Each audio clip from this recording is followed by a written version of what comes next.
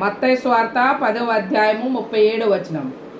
ఇక్కడ యేసు ప్రభు చెప్తున్నటువంటి మాటలుగా మనం చూస్తూ ఉన్నాం. తండ్రినైనను తల్లినైనను నాకంటే ఎక్కువగా ప్రేమించువాడు నాకు పాత్రుడు కాడు, కుమారునినైనను కుమార్తెనైనను నాకంటే ఎక్కువగా ప్రేమించువాడు నాకు పాత్రుడు కాడు. పాత్రుడు అంటే నాకు ఇష్టమైన వాడు కాడు అని అర్థము, నేను ఇష్టపడేవాడు కాడు అని అర్థం అన్నమాట. యేసు ప్రభు చెప్తున్నటువంటి మాటగా మనం చూస్తూ ఉన్నాం.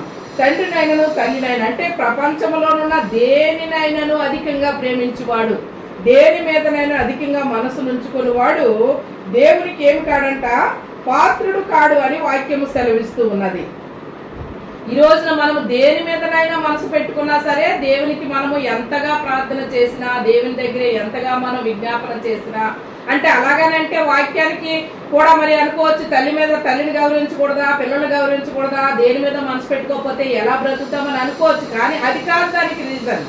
దేని మీద అంటే ఏదైతే నువ్వు ప్రాధాన్యత ఇస్తావో, దేన్నైతే ప్రాముఖ్యతనిస్తావో, దేనికి ఇప్పుడు చాలా మంది ఉన్నారండి, ఉద్యోగం ఉందంటే ఉద్యోగానికే ప్రాధాన్యత ఇస్తారు, దేవునికి కూడా ప్రాధాన్యత ఇవ్వరు. వ్యాపారం ఉందంటే వ్యాపారానికే ప్రాధాన్యత ఇస్తారు, దేవునికి ప్రాధాన్యత ఇవ్వరు.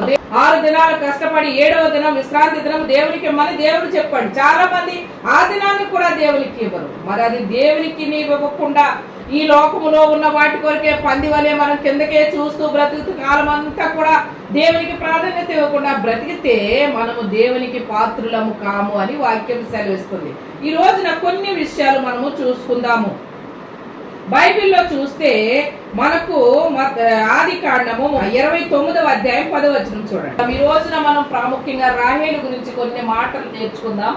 రాహేలును గురించి, లేయాను గురించి చాలా సార్లు మనం ఎన్నో వాక్యాలే, అయితే క్లుప్తంగా నేను చెప్పి ముగిస్తాను. యాకోబు యాసవు ఇద్దరు అన్నదమ్ముళ్ళు ఇస్సాకు మనం చూస్తాము. ఇస్సాకు తన యొక్క కుమారుడైనటువంటి యాకోబు అలాగే యాసవు వీళ్ళిద్దరిని కూడా ఏం చేశాడు, చాలా ప్రేమతో పెంచాడు. ఇస్సాకు పెంచిన తర్వాత ఇద్దరికి కూడా ఒక రకమైనటువంటి గొడవ, అది మనకు తెలుసు. అతను ఆశీర్వాదం కొరకు బలియాగం చేయమన్నప్పుడు ఏదో మేకను తీసుకొని వచ్చి వధించి చక్కని భోజనాన్ని పెట్టి యాసావు యొక్క ఆశీర్వాదమును యాకోబు దొంగిలించినప్పుడు యాకోబు మీద కోపము యాసావుకు కలిగినప్పుడు తన తల్లి అయినటువంటి రిబ్కా ఏం చేసింది, నీవు నీ గృహమును విడిచిపెట్టి వాడైనటువంటి లాబాను, నా అన్న అయినటువంటి లాబాను యొద్దకు నువ్వు పారిపోమని యాకోబునకు చెప్పినప్పుడు యాకోబు ఏం చేస్తాడు, అక్కడి నుంచి బయలుదేరి పారిపోతాడు. ఎక్కడికి పారిపోతాడు అంటే యాకోబు ఆ యొక్క బయలుదేరి తూర్పు జనుల దేశమునకు వెళ్ళిపోతాడు. అక్కడ వెళ్ళిపోయి అక్కడ అతను పడుకొని ఉన్నప్పుడు కొన్ని గొర్రెల కాపర్లు లేక గొర్రెలు అక్కడ మేస్తూ ఉంటాయి. అక్కడ చూస్తే మనకు రాహేలు కనపడుతుంది. 9వ వచనం చూడండి, 29:9. అతడు వారితో ఇంకా మాట్లాడుచుండగా రాహేలు తన తండ్రి గొర్రెల మందను తోలుకొని వచ్చెను, ఆమె వాటిని మేపునది. ఎవరి మంద మేపుతుంది ఇక్కడ? తన తండ్రి అయినటువంటి గొర్రెల మందను మేపుతున్నట్లుగా కనపడుతూ ఉంది రాహేలు. రాహేల్లో ఉన్నటువంటి పెళ్లికి ముందు ఉన్న మంచి లక్షణాలు రాహేల్లో మనం చూస్తాము. ఈ రాహేల్లో మంచి లక్షణాలు ఏంటి అంటే తండ్రి మాటను జవదాటని బిడ్డగా కనపడుతుంది. తండ్రి తన యవన కాలం ముందు తండ్రి ఏదైతే చెప్పాడో రాహేలు అది చేసినట్లుగా మనకు కనపడుతుంది. రాహేలు మందలను తీసుకొని ఇద్దరు కూడా వెళ్ళేవాళ్ళు, తన అక్క చెల్లెలు ఇద్దరు కూడా వెళ్ళేవాళ్ళు. కానీ అక్కడ రాహేలు గురించి రాయబడింది కానీ లేయా గురించి రాయబడలేదు. లేయా ఎందుకంటే జబ్బు కలది, లేయాలో ఒక బలహీనత ఉంది. లేయా ఒక రకమైనటువంటి బలహీనతగా ఉన్న బిడ్డ కనుక తాను ఎక్కువగా కనపడేది కాదు. కానీ రాహేల్ అయితే తన తండ్రితో ఉన్నట్లుగా తండ్రి యొక్క పరిస్థితులన్నీ కూడా రాహేలుకు తెలిసినట్లుగా మనం చూస్తూ ఉన్నాం. మంద మేపుతున్నదంటే ఎవరి మంద? తండ్రి మందను మేపుతుంది. ఆ సమయంలో యాకోబు తన తల్లి సహోదరుడు లాబాను కుమార్తెకు రాహేలును, తన తల్లి సహోదరుడు లాబాను గొర్రెలను చూచినప్పుడు అతడు దగ్గరకు వెళ్లి బావి మీద నుండి రాతిని పొర్లించి తన తల్లి సహోదరుడు లాబాను గొర్రెలకు నీళ్లు పెట్టాను. యాకోబు రాహేలును ముద్దు పెట్టుకుని ఎలిగెత్తి ఏడ్చిందంటే ఇక్కడ రెండో విషయం చూస్తూ ఉన్నాం. ఈ అరణ్యములో గొర్రెలు మేపుతూ ఉంది రాహేలు. ఈ గొర్రెలు మేపుతున్న సమయంలో తన తండ్రి మందను మేపుతున్నటువంటి సమయంలో అక్కడ చాలా మంది ఇతర చుట్టుపక్కల ఉన్నటువంటి గ్రామాల వాళ్ళు కూడా ఈ గొర్రెల మీద అటాక్ చేయడము, గొర్రెలను తీసుకొని పోవటము, ఈ యొక్క దొంగతనం చేయటం ఇవి జరుగుతూ ఉంటాయి ఆ ఏరియాలో. అలాంటి ఆ కొండల మధ్యన ఈ గొర్రెలను మేపుతున్న సమయంలో ఓ గొర్రెలను కాపాడమే కాదు యాకోబు, ఆ తర్వాత ఏం చేశాడంట, ఆ బావి మీద ఉన్న పెద్ద రాతిని దొర్లించి గొర్రెలన్నిటికీ నీళ్లు పెట్టడం కూడా చేశాడంట యాకోబు. చాలా మంది మనం కూడా చూస్తూ ఉంటాం, మనోళ్ళు మనకు తెలిసిన వాళ్ళు మనకు కలిసినప్పుడు మనం ఎంతగానో సంతోషిస్తూ ఉంటాం, ఎంతగానో అయ్యో చాలా నాళ్ళ తర్వాత మనకు మన మేనమామైనా లేకపోతే తమ్ముడైనా అన్ని అయినా మన దగ్గర వాళ్ళు ఎవరైనా మనకు కలిసినప్పుడు మనం చాలా సంతోషిస్తూ ఉంటాం, చాలా రోజుల తర్వాత కలిస్తే. అంతేనా, ఆ కింద వచనంలో రాయబడింది, మరియు యాకోబు తాను ఆమె తండ్రి బంధువుడనియు రిబ్కా కుమారుడని రాహేలుతో చెప్పినప్పుడు ఆమె పరిగెత్తుకొని పోయి తన తండ్రితో, యాకోబు తన బంధువుడని తెలుసుకొని పరిగెత్తుకొని పోయిందంట. ఎవరికి చెప్పటానికి? తండ్రితో చెప్పటానికి. అక్కడ ప్రస్తావిస్తే రాహేలు విషయంలో ఒక్క మాట కూడా తల్లిని గురించి ప్రస్తావించదు. ఆమె ఒక్క మాట కూడా తల్లిని గురించి చెప్పినట్లుగా కనపడదు మనకు రాహేలు. తండ్రినే తండ్రినే తండ్రినే అని అక్కడ 3-4 సార్లు రాయబడింది. వెంటనే ఆమె ఏం చేసిందంట, ఆమె పరిగెత్తుకొని పోయి తన తండ్రితో చెప్పింది. చెప్పగానే వెంటనే లాబాను ఏం చేశాడు, లాబాను తన సహోదరి కుమారుడని యాకోబు సమాచారం వినినప్పుడు అతనిని ఎదుర్కొనుటకు పరిగెత్తుకొని వచ్చి అతని కౌగులించుకొని ముద్దు పెట్టుకొని తన ఇంటికి తోడుకొని పోయాను. అతడు ఈ సంగతులన్నీ లాబానుతో చెప్పాను. చూసారా, యాకోబు ఈ సంగతులన్నీ లాబానుతో చెప్పాడు. ఇలా జరిగింది, ఇలాగయింది, నాన్న నన్ను చంపబోయాడు, అందుకే మా అమ్మ నీ దగ్గరికి పంపించేసింది, నువ్వు నాకు మేనమామ అవుతావంట కదా, అంచేత నీ దగ్గరే ఉంటాను, నీ దగ్గరే ఉండమన్నదని ఈ విషయాలన్నీ చెప్పినప్పుడు లాబాను కూడా చాలా సంతోషించినట్లుగా కనపడుతూ ఉంది. అయితే ఇవన్నీ కూడా వివాహానికి ముందు జరిగినటువంటి సమాచారం. ఎప్పుడైతే రాహేలును యాకోబు చూశాడో యాకోబు రాహేలును ప్రేమించడం మొదలు పెట్టాడు. యాకోబు రాహేలుతో మాట్లాడడం మొదలు పెట్టాడు. అక్కడ ఎక్కడా కూడా వివాహం అయ్యి ఆ రాత్రి లేయాతో యాకోబు మాట్లాడే వరకు లేయా యాకోబుతో మాట్లాడిందని బైబిల్లో మీకు ఎక్కడ కూడా కనపడదు. రాహేలు గురించి మాత్రమే మాట్లాడుతూ ఉంటాడు యాకోబు. రాహేలు గురించి మాత్రమే తన మామగారితో ప్రతి విషయంలో మాట్లాడతాడు. ఎందుకు అంటే రాహేలును ఎవరు ప్రేమించాడు? యాకోబు ప్రేమించినట్లుగా చూస్తూ ఉన్నాం. రాహేలు కూడా యాకోబును ప్రేమించింది, యాకోబు కూడా రాహేలును ప్రేమించాడు. అయితే వాళ్ళిద్దరూ కూడా అదే ఇంటిలో ఉంటున్నారు, కానీ వివాహం అయ్యే వరకు కూడా వీళ్ళిద్దరూ శారీరకమైనటువంటి సంబంధం కలిగి ఉన్నవారు కానే కారు. ఎందుకంటే దేవుడు ఏర్పాటు చేసుకున్నది ఒకటి, ఇక్కడ ఈ యొక్క యాకోబు ఏర్పాటు చేసుకున్నది ఒకటి. ఈ రోజు నేను చెప్పాల్సిన విషయం ఏమిటి అంటే రాహేలు జీవిత చరిత్రను గురించి మాట్లాడుకుందాం. ఒక స్త్రీగా కాకముందు ఆమె తన తండ్రిని ప్రేమిస్తూ తన తండ్రి ఇంటి వారిని గౌరవిస్తూ తన తండ్రి ఇంటిని బాధ్యత వహించుకుంటూ నడుచుకుంటున్నటువంటి అమ్మాయిగా కనపడింది.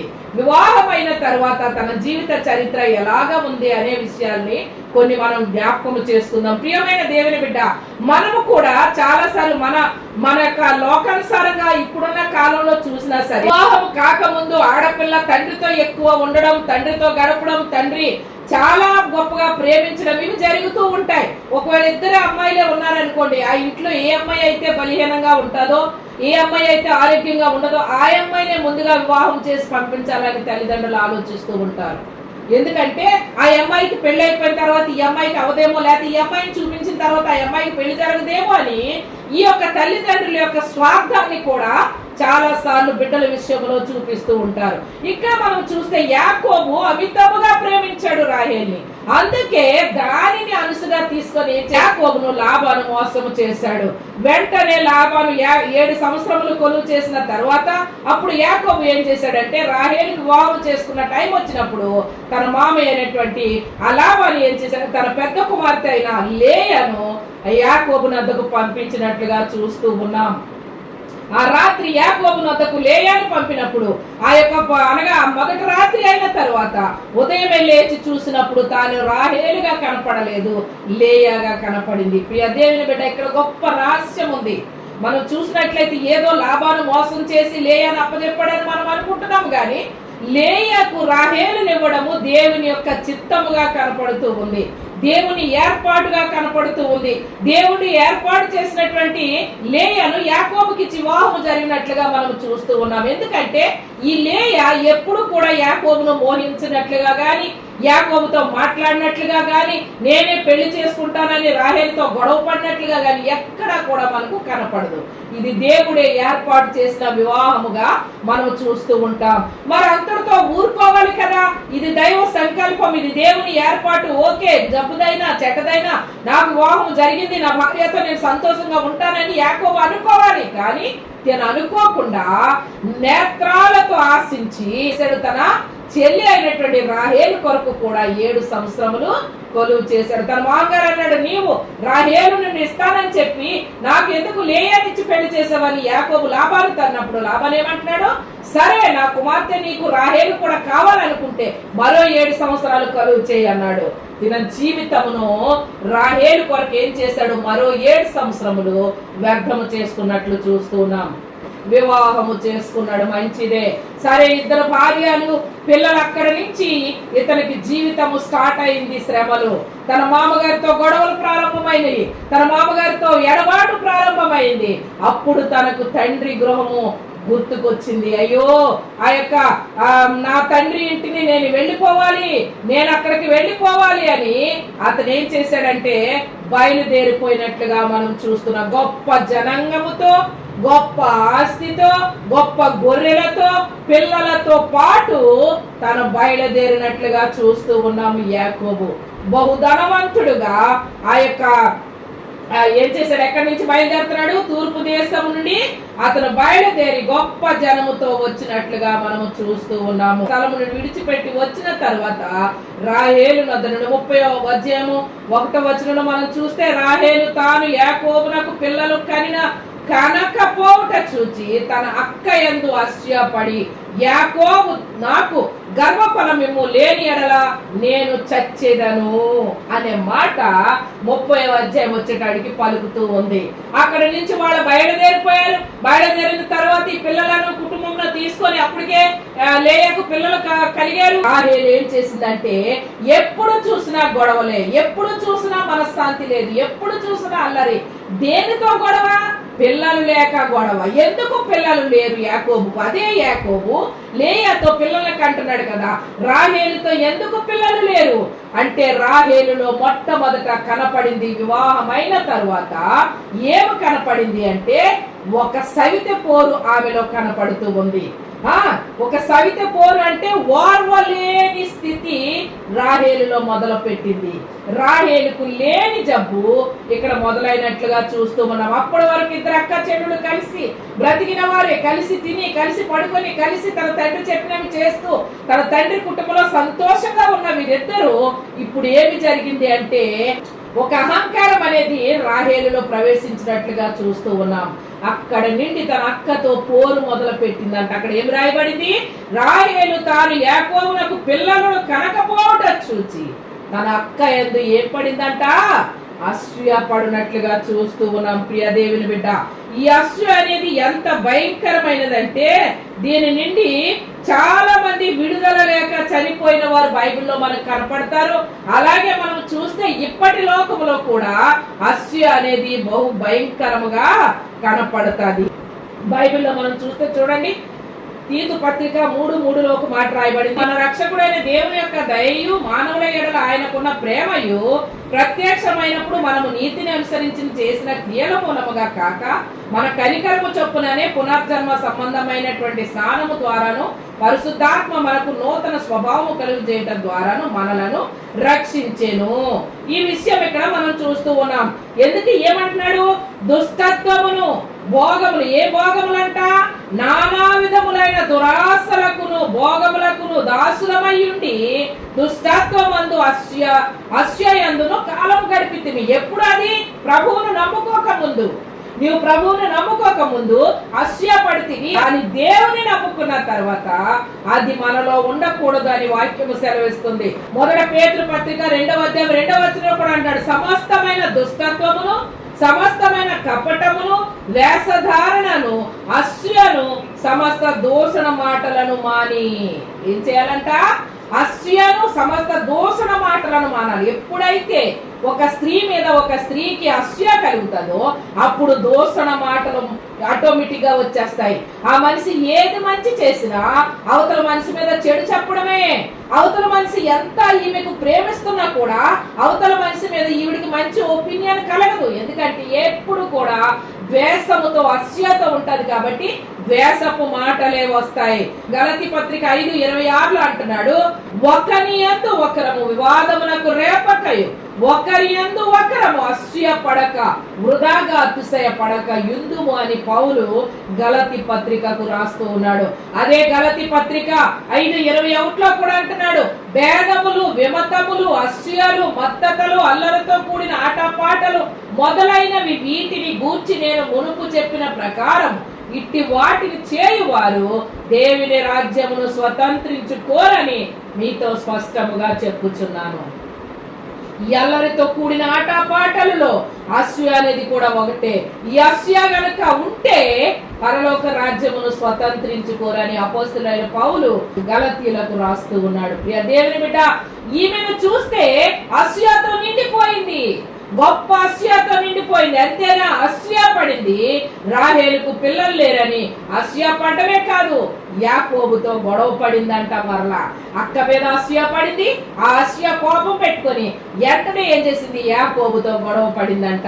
ఏమంటుంది అక్కడ 30:1 యాకోబుతో నాకు గర్భఫలమిమ్ము, లేని ఎడల నేను చచ్చెదను. నీ నోటి మాట, రాహేలు యొక్క నోటి మాట తన నెత్తి మూటగా చేయబడి. రాహేలు కంటే లేయని ఎక్కువ మంది పిల్లల కన్నది. 7 కన్నది స్త్రీ అమ్మాయితో పాటు. రాహేలు 2 మాత్రమే కన్నది, యోసేపును బెన్యామీనును. యోసేపును బెన్యామీనును తప్ప మరెవ్వరిని కూడా ఈమె వారసురాలుగా కనపడదు. అంతేకాదు అందాన్ని బట్టి లేకపోతే ఆమెకు ఉన్నటువంటి సౌందర్యాన్ని బట్టి గర్వించి తన భర్తను తన వైపునకు లాగుకునే స్త్రీగా ఉంది. అంతేకాదు అక్క మీద ప్రేమ లేక, అక్క పిల్లలతో ప్రేమ లేక, ఈమెలో ఉన్నది వివాహమునకు ఉన్నటువంటి ఆ లక్షణాలే మంచి తప్ప వివాహమైన తర్వాత ఎప్పుడైతే 7 సంవత్సరాలు కొలువు చేసి తన భర్తకు భార్యగా మారిందో అప్పటి నుంచి కూడా లేయాకు శ్రమలు మొదలైనవి, యాకోబునకు కష్టములు మొదలయ్యాయి. అంతేకాదు తినకంటే ముందు పుట్టిన, అంటే ఈ రాహేలు కడుపులో పుట్టిన బిడ్డల కంటే లేయా కడుపులో పుట్టిన బిడ్డలు పెద్దవాళ్ళు. వాళ్ళను ప్రేమించినట్టు గాని వాళ్ళతో మాట్లాడినట్టు గాని రాహేలు ఎక్కడా కూడా మనకు కనపడదు. అంతేకాదు తన కుమారుడు తెచ్చాడంట పుత్రదాతపు వృక్షపు పండ్లు. తన తల్లికి ఇచ్చినప్పుడు పినతల్లికి ఇవ్వడా? చెప్పండి, ఒకే ఇంట్లో ఒకే చోట ఉన్నప్పుడు పిల్లలు తల్లికి ఇచ్చినప్పుడు పినతల్లికి ఇవ్వకుండా మాంతారమ్మా? ఇస్తారు. తన తల్లి వలె తన పినతల్లి ప్రేమించలేదు బిడ్డల్ని. అందుకే అక్కడ అంటుంది, నీ పిల్లడు తెచ్చాడు కదా, నీకు ఇచ్చాడు కదా. వాళ్ళని బట్టి కూడా తన తల్లితోనూ తన తండ్రితోనూ గొడవలే అల్లరే ఈ రాహేలుకు. అంచేత రాహేలులో ఇది ఒక 3వ లక్షణం ఏమిటి అంటే తన అక్కతో గొడవ పడినట్లుగా చూస్తూ ఉన్నాం. ఆమెలో ఎటువంటి యొక్క మంచితనం లేదు, గొడవలు అల్లరి. అంతేకాదు తన అక్కని కూడా గ్రహించకుండా అక్కతో గొడవ, భర్త మీద కోపం. ఇవన్నీ జరుగుతున్నప్పుడు భర్త కూడా కోపం పడ్డాడంట రాహేలు మీద. అక్కడ రాయబడింది చూడండి, ఒక వచనం మనం చూసుకుందాం. ఆదికాండము 30:2 చూడండి అమ్మా. యాకోబు కోపము రాహేలు మీద రగులు కొనగా. చూసారా, రాహేలు మీద ఏం చేయబడిందంటే యాకోబు కోపం ఇప్పుడు రగులుకుందంట. అంటే ఎంతగా ప్రేమించాడో అంతగా కోపపడినట్లు చూస్తున్నాం. మరి ఎక్కడన్నా లేయా మీద కోపపడ్డాడని మీరు కనుగొనగలరా? లేయా మీద ఎక్కడైనా సరే రాహేలు లేయా మీద కోపపడ్డాడు యాకోబు అని ఎక్కడన్నా ఉంటదా? ఉండదే. ఆమె యాకోబును ప్రేమించింది. లేయా యాకోబునకు భర్త యొక్క ధర్మమును పాటించింది. ఏ విషయంలో యాకోబునకు అల్లరి పెట్టలేదు లేయా. కానీ రాహేలు అయితే ప్రతి విషయంలో అల్లరి పెడుతూనే ఉంది. అంతేకాదు రాహేలు మీద కోపపడినప్పుడు అతను దేవుని కంటే ప్రతిగా నేనున్నానా నీకు పిల్లల్ని ఇవ్వటానికి అని భయంకరముగా రాహేలు మీద యాకోబు కోపపడినట్లుగా చూస్తూ ఉన్నాం. ఏదైతే తన నోట మాట్లాడిందో అదే మాటలు తన నెత్తి మూటగా మారిపోయినట్లుగా చూస్తూ ఉన్నాను. అప్పుడు దేవుడు ఏం చేశాడు? ఈమె యొక్క బాధను చూసి, ఈమె గొడవ పడుతున్న గొడవను చూసి, అల్లరిని చూసి, ఆ 30:22 దేవుడు రాహేలును జ్ఞాపకము చేసుకొని ఆమె మనవిని ఆమె గర్భమును తెరిచెను. అంటే రాహేలు యొక్క గర్భాన్ని ఎవరు మూసివేశారు? దేవుడే మూసివేశాడు. దేవుడు మరలా ప్రేమించి యాకోబును బట్టి మరలా ఏం చేశాడు? రాహేలుకు గర్భమును తెరిచాడు. ఎంత భయంకరమైన పరిస్థితికి దిగజారిపోయిందంటే రాహేలు చూడండి ఒక్కసారి. ఎప్పుడైతే యాకోబును ఈమె పిల్లల్ని తీసుకొని వస్తున్నప్పుడు ఏం చేసిందంట? ఈమె ఒక విగ్రహాన్ని దోచుకొని తెచ్చుకుందంట. ఎక్కడి నుంచి? లాబాని ఇంట్లో నుండి. ఇక్కడ మనం చూస్తే యాకోబు ఏమన్నా పేదవాడా? యాకోబు ఏమన్నా లేనివాడా? దరిద్రుడా? రాహేలు ఏమన్నా పెంచలేడా? ఈమె ఎందుకు తన ఇంటిలో నుండి విగ్రహాన్ని తెచ్చుకోవాలి? అది బైబిలుకు దేవునికి వ్యతిరేకమైనటువంటి పనిగా మనం చూస్తూ ఉన్నాం.